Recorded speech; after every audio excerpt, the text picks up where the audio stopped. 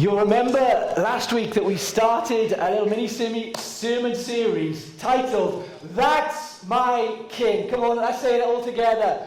That's my King. And of course, we had to begin at the beginning of the kings in the Bible. We started off looking at Saul, and we know that Saul was a man who was anointed by God. You know, he had the prophet Samuel come and anoint him with a flask of oil. It was confirmed to Saul that he was going to be the king. It was declared prophetically over him. But we know that Saul never really lived up to all that he could have been. In fact, he fell well short of being the man of God that God had called him to. We know that Saul, throughout his reign as king, struggled with feelings of inadequacy. Do you know what? In life, folks, you're going to have to get over not feeling good enough. You're not good enough. Can I say? You will never be good enough. So if that's something that you battle with, get used to it. But move on from it. Don't let it stop you becoming all that God wants you to be. Another thing that Saul struggled with, he struggled with fearing man's opinions. Worrying about what people thought about him, the decisions that he was making, where he should go, what he should do. And you know what? That crippled him as a leader. Absolutely crippled him. And also we found out that Saul, he was unwilling to wait for God. He was unwilling to wait for God, and in absence of that willingness to wait, Saul went and got help from other sources. He went and consulted a witch. He went and got help from other sources that weren't godly sources, and as a result of that, his reign came to an end. So who can guess who we're talking on today? If you did Saul last week, it must be correct. Well, give yourself a pat on the back. Well done, good start. And David's reign as the king of Israel really stands in contrast to that of Saul. He really was a completely different kind of leader. And in 1 Samuel chapter 16, verse 18, we could say, you could do many sermons on King David, couldn't you?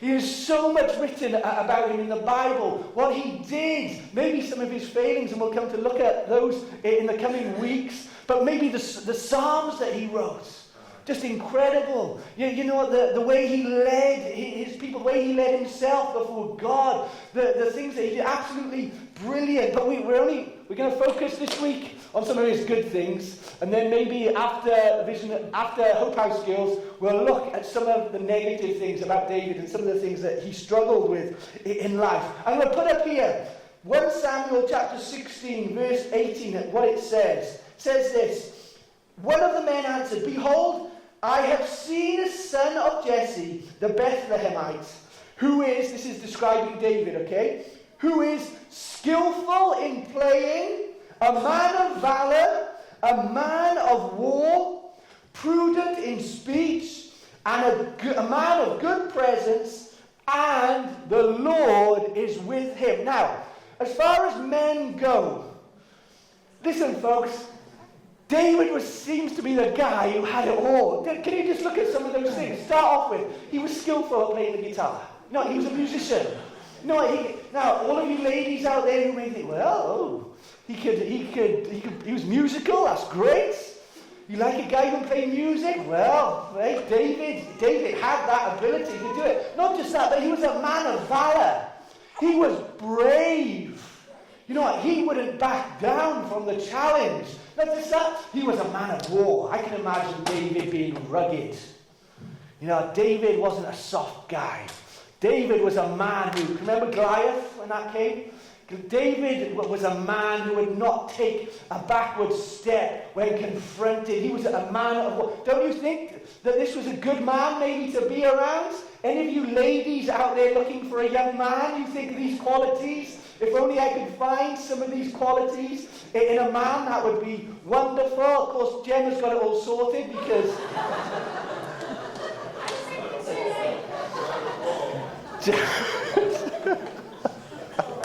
She'll get me back later.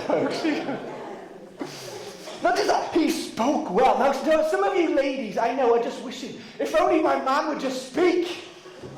You know, if only you just say some words every now and again. You know, sometimes it's hard to get words out of us men. We're not speakers, are we? Jeremy, come on, we had that thing on Wednesday night here. We were looking at the well-being journey, and we were saying, which ones out of us are a closed book? How many of us wear our hearts on our sleeves? Well, most of the men admitted in that time that they were closed books. Talking about our feelings, ladies, just keep trying, okay?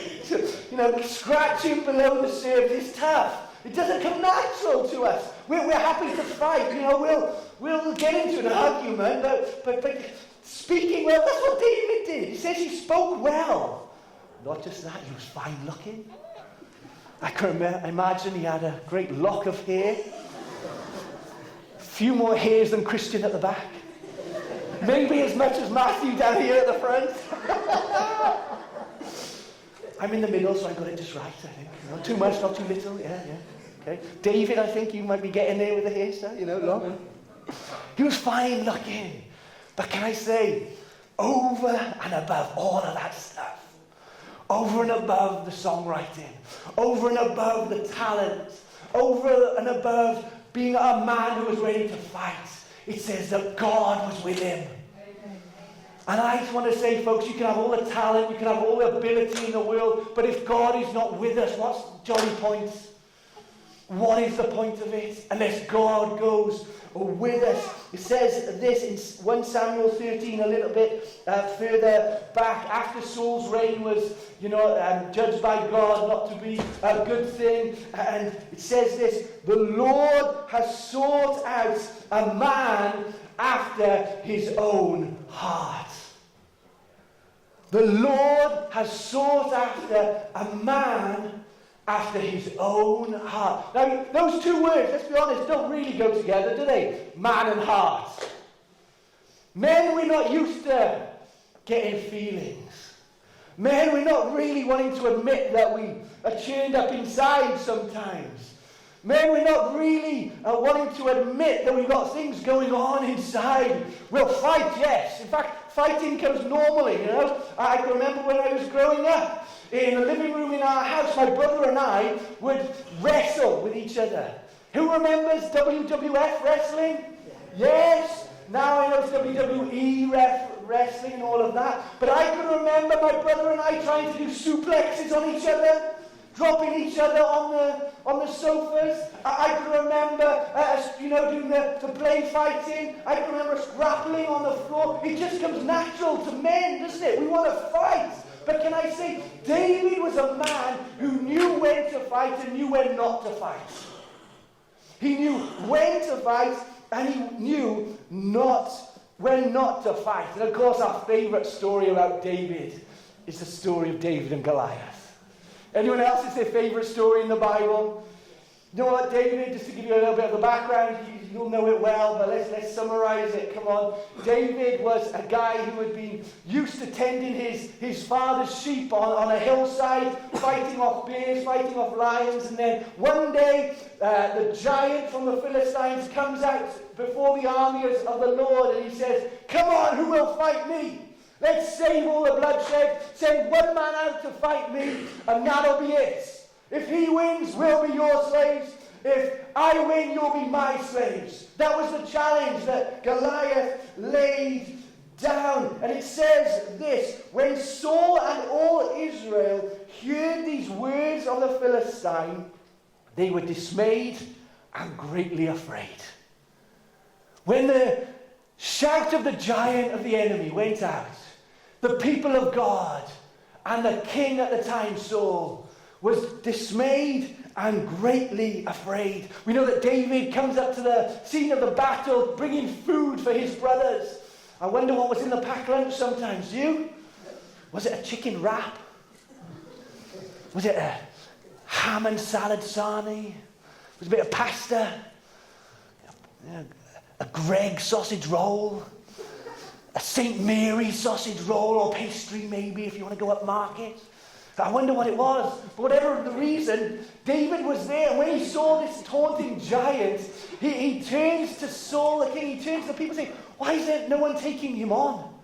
Why isn't anyone standing up to him?